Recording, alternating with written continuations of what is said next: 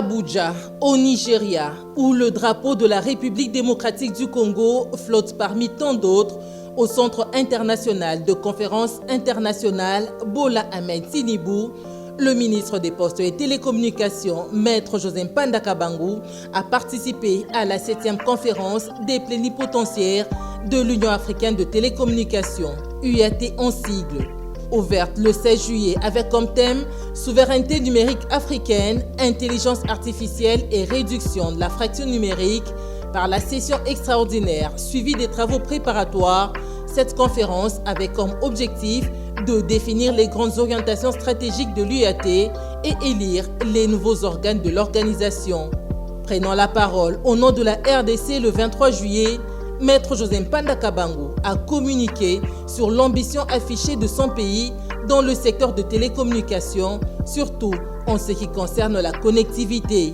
Sous la vision de son président, Son Excellence M.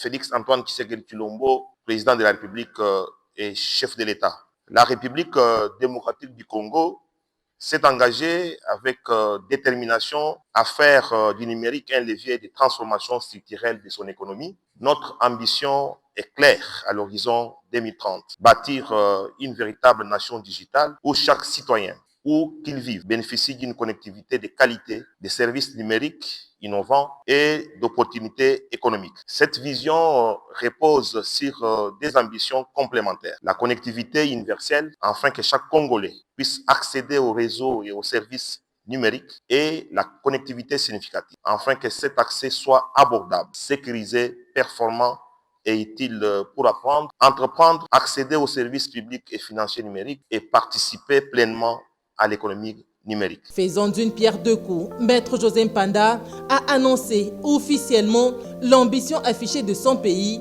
de siéger non seulement pour le mandat 2027-2030 au Conseil d'administration de l'Union internationale de télécommunications, UIT en cycle, dont le siège est à Genève en Suisse, dans le quota de la zone D-Afrique, mais aussi au Conseil d'administration de l'UIT. La République démocratique du Congo entend également poursuivre son engagement au sein des instances internationales de télécommunications. C'est dans cette perspective qu'elle est candidate au Conseil de l'Union internationale des télécommunications lors de la prochaine conférence des plénipotentiaires à Doha, ainsi qu'au Conseil de l'Union africaine des télécommunications au cours de la présente conférence. Ces deux candidatures traduisent notre volonté de porter au sein de ces instances stratégiques la voix de l'Afrique et les priorités de l'Union africaine des télécommunications en matière de connectivité universelle, d'inclusion numérique, de financement des infrastructures, de développement des compétences et de réduction de la fracture numérique. En marge de cette conférence, Maître Joseph Mpanda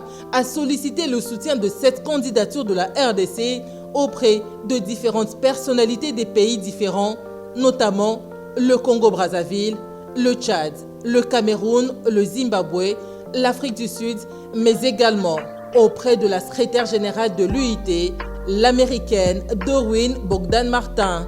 Lors d'un cocktail organisé par la RDC dans le hall du Centre international de conférences internationales Bola Ahmed Tinubu le vendredi 25 après la clôture des assises, Christian Katende, président de l'ARPTC, qui présidait la cérémonie, a également appelé au soutien de la candidature de la RDC à l'UIT en donnant la motivation. Cette candidature n'est pas une fin en soi.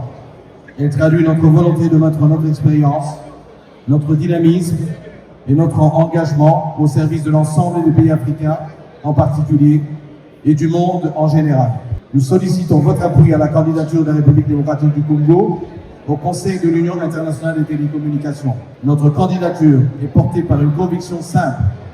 Une Afrique forte au sein de l'UIT passe par une représentation active, solidaire et engagée de ses États membres.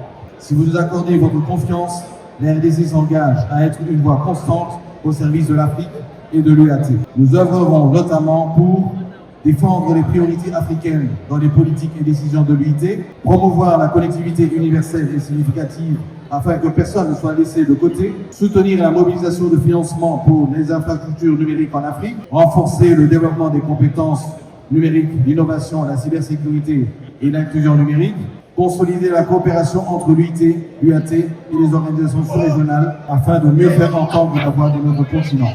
Il faut signaler que Maître José Mpanda Kabangu, qui était accompagné par le secrétaire général des Pétentik, Aurélien Kamba, du président de l'ARPTC, Christian Katende, de la directrice générale de la SCPT, Sandra Chibonge, ainsi qu'un groupe d'experts de son cabinet, de l'administration, de l'ARPTC et de SCPT, est rentré avec la confirmation du rapatriement du siège de l'UAT à Kinshasa, selon le rapport final de la 7e conférence adoptée par le rapport des plénipotentiaires. Celui-ci était délocalisé depuis 34 ans à Nairobi au Kenya à cause des pillages de triste mémoire survenus dans la capitale congolaise.